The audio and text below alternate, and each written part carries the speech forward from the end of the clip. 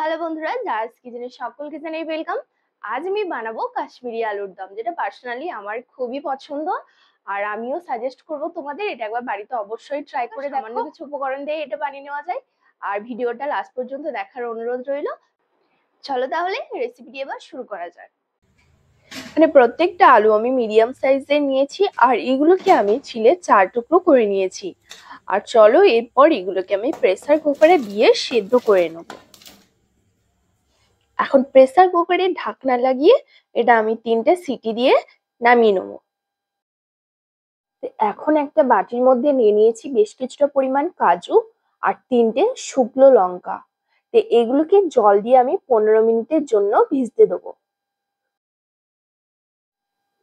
এখন মিক্সার জারের মধ্যে দিয়ে দিচ্ছি আদা, রসুন আর ভিজিয়ে রাখা শুকনো লঙ্কা, কাজু বাদাম। এগুলোর একটা স্মুথ পেস্ট আমি বানিয়ে নেব। এখন কিন্তু গ্যাসের মধ্যে কড়াই চাপিয়ে দিয়েছি আর তেল গরম হয়ে গেছে। দিয়ে দিচ্ছি লবণ আর হলুদ। আর এখন একটু নাড়াচাড়া করে তেলের মধ্যে লবণ হলুদ খুব ভালো করে মিশিয়ে নিলাম। এখন আমি সেদ্ধ করে রাখা আলুগুলো এর মধ্যে দিয়ে দেবো।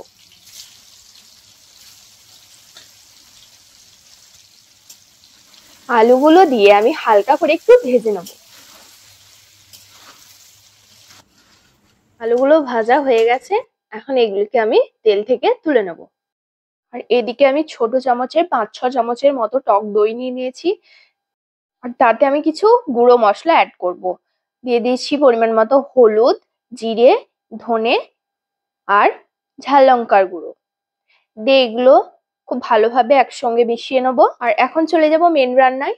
গ্যাস জ্বালিয়ে কড়াই চাপিয়ে দিয়েছি, তাতে পরিমাণ মতো সর্ষে তেল, 1 টুকরো দারচিনি স্টিক, 4 টুকরো এলাচ, 2-3টে লবঙ্গ আর দিয়ে দিয়েছি সামান্য একটু গোটা জিরে। দিয়ে এগুলো 30 সেকেন্ডের জন্য তেলে ভেজে নিয়ে দিয়ে দিচ্ছি 2টো মিডিয়াম সাইজের কোচানো পেঁয়াজ। পেঁয়াজটাকে আমি এরপর গোল্ডেন ব্রাউন করে ভেজে নেব। পেঁয়াজ ভাজা হয়ে গেছে, এখন এর মধ্যে আমি দিয়ে দিচ্ছি আদা রসুন আর কাজু বাদামের যে পেস্টটা বানিয়ে রেখেছিলাম সেটা এখন এর মধ্যে আমি দিয়ে দিলাম। তারপর মিক্সার জারটা ধুয়ে সামান্য একটু জলও এর মধ্যে দিয়ে দিলাম। তারপর 3-4 মিনিট ধরে কিন্তু এই মশলাটা আমি কষাতে থাকবো।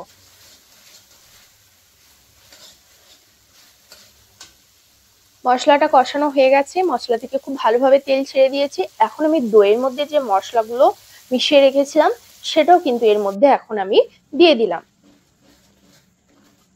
যেহেতু টক দই এখানে ব্যবহার করেছি, তাই এই পর্যায়ে কিন্তু গ্যাসের ফ্লেম একদমই লো থাকবে।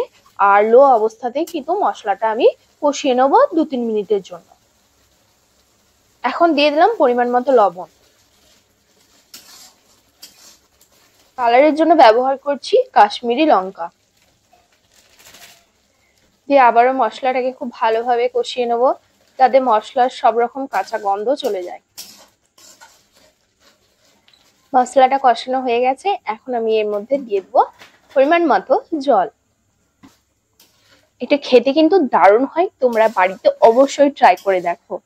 আশা করছি ভীষণ ভালো লাগবে।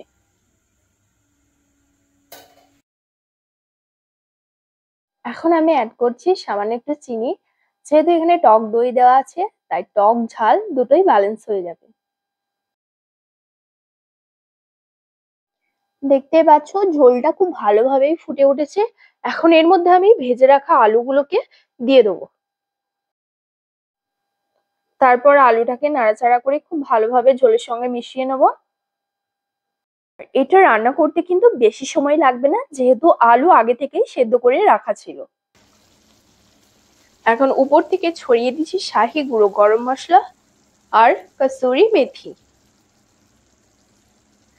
তারপর এগুলিকে নাড়াচাড়া করে খুব ভালোভাবে মিশিয়ে নেব। আর তারপর এখানে সামান্য একটু গরম জলও আমি অ্যাড করেছি।